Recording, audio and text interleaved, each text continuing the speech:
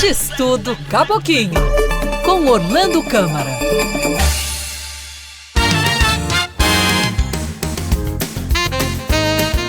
Nove horas e 46 minutos. Hoje tem Orlando Câmara por aqui, sim, é isso aí, o nosso X-Tudo Caboquinho. Como a gente teve entrevista um pouquinho mais tarde hoje, mas ainda assim de grande importância, e você vai entender o porquê agora, quando eu fizer a pergunta de sempre aqui para o nosso amigo Orlando Câmara. Orlando, qual que é o sabor da coluna de hoje, meu amigo? Olá para vocês, sabor de hoje novamente é de notícias trágicas. Eu diria que é notícias trágicas contra-atacam. A gente falou semana passada de índices que são alarmantes e que pedem uma ação emergencial, e na sequência de a gente fazer a coluna, foram publicados outros dados que são assustadores, simplesmente assustadores. Por exemplo, o IBGE publicou o documento Síntese dos Indicadores Sociais deste ano, 2023, onde o Amazonas aparece entre os 9 estados brasileiros que têm a maior parte da população, ou seja, mais de 50%, composta por pessoas em situação de pobreza. O Amazonas é o segundo estado do Brasil em pessoas em situação de pobreza na questão proporcional. Nós temos 56,7% de pobres, perdendo apenas para o Maranhão, que tem 58,9%, ou seja, nós estamos no retrovisor do Maranhão. O IBGE, para calcular a questão da situação de pobreza, ele usa parâmetros do Banco Mundial. São pessoas que vivem com R$ 33,75 por dia, ou seja, passam um mês inteiro para comer, se vestir, morar, estudar, se transportar com cerca de R$ 1.012. E aí eu fico pensando nas pessoas que têm aquela atitude de surpresa, porque que o caboclo, o amazonense interiorano, ou até da capital, vende o voto. Se eles passam um mês inteiro, se 56,7% da população passa um mês com R$ 1.012, R$200 por um voto, não, é dinheiro para eles. Pode não ser dinheiro para você que está nos ouvindo agora, mas é dinheiro. Não existe cidadania com fome. Quem passa fome não pode querer ter uma atitude cidadã sempre, ele precisa sobreviver primeiro. Não bastasse isso, Rafael, a gente tem o dado do MAP Biomas, que foi publicado na semana que passou, e que atesta que 6 cidades do Amazonas estão entre as 20 do Brasil com maiores índices de crescimento populacional em favelas. Isso mesmo. São 20 cidades que ostentam esse título de crescimento populacional em favelas, maior crescimento populacional em favelas, ou seja, em áreas onde o acesso a serviços públicos é muito precário, e das 26 são do Amazonas e sobram 14. Só em Manaus, o crescimento de favelas foi da ordem de 50%. E aí lembrando que nós temos no estudo anterior 56%, quase 57% de pessoas vivendo no Amazonas em situação de pobreza. Mas Manaus, que tem esse título de favelizada, é o 5º PIB do Brasil. É o 5º produto interno bruto. Cruzando esses dois dados do PIB com a favelização, significa dizer que nós temos uma economia altamente concentrada e uma distribuição de renda precaríssima. A gente gera riqueza para um grupo muito restrito. É quase que uma situação de semi-escravidão, pela ausência da distribuição de riqueza e a ausência da reversão dos serviços públicos, dos impostos pagos como serviço público. E aí, para fechar a conta, a gente tem o crescimento de 35% na taxa de homicídios que o Amazonas ostenta entre os anos de 2020 e 2021. Nós lideramos no Brasil a taxa de homicídios entre 2020 e 2021. Esse é um dado que foi dado pelo Atlas da Violência, que é construído a partir dos dados alimentados pelas unidades gestoras de segurança pública e defesa social de cada estado. Quem deu esses dados foi o Amazonas, para construir esse cenário.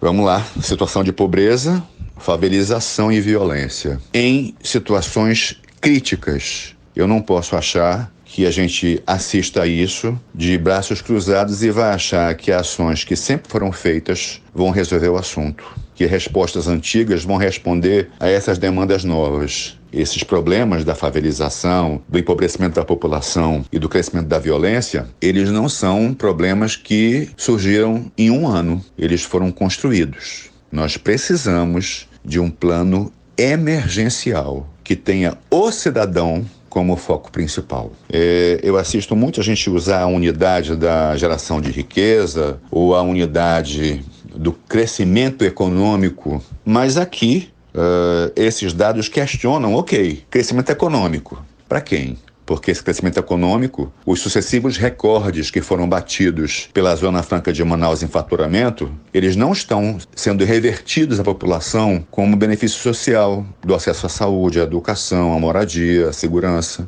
Agora mesmo nós temos uma situação inédita no comércio. A gente tem visto no centro, por exemplo, a presença bastante ostensiva da polícia militar. Quero dar parabéns, inclusive, aos policiais que geram uma sensação de segurança maior na população. Entretanto, a violência continua.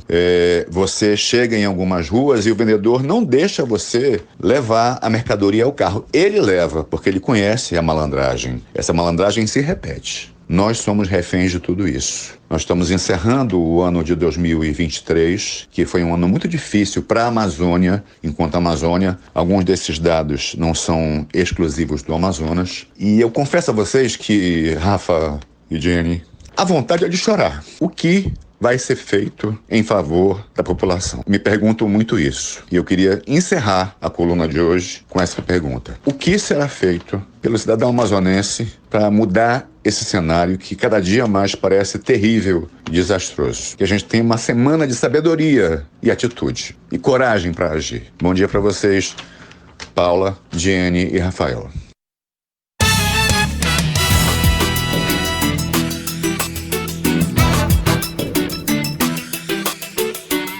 Muito bem, tá aí a coluna do Orlando Câmara, que é uma emoção legítima.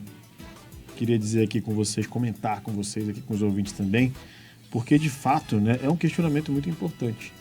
O que vai ser feito de fato, né, para a população, para a gente ver as coisas mudarem, né? A gente acabava de falar agora há pouco sobre a questão das áreas de favelização, né? De igarapés tomados, da questão do investimento que tem que ser feito para tirar essas pessoas desse tipo de situação. E aí, infelizmente, a gente caminha aqui nas ruas do centro de Manaus e em outras regiões de Manaus também.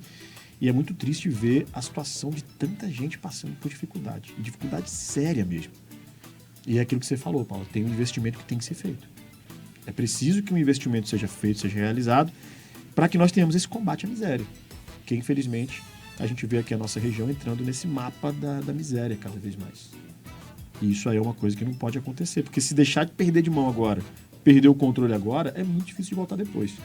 Há quem possa dizer que já perdeu a mão, mas eu acho que ainda tem condições de a gente realmente mudar essa situação, porque, como o Orlando falou, a gente tem aí investimento e dinheiro circulando.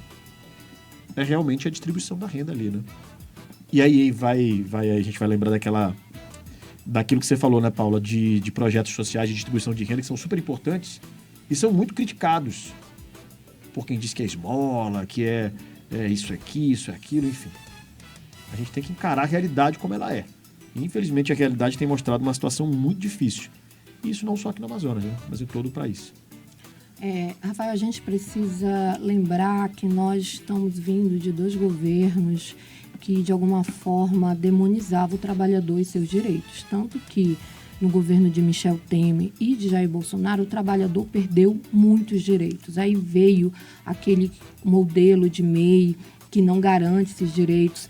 Vieram também muitos ataques ao sistema do Bolsa Família, que a ideia do Bolsa Família é ajudar as pessoas até um determinado ponto da vida, e quando ela consegue caminhar sozinha, o Bolsa Família é automaticamente desligado. Também houve ali a retirada dos direitos dos estudantes universitários. Tivemos aí mudanças no sistema de financiamento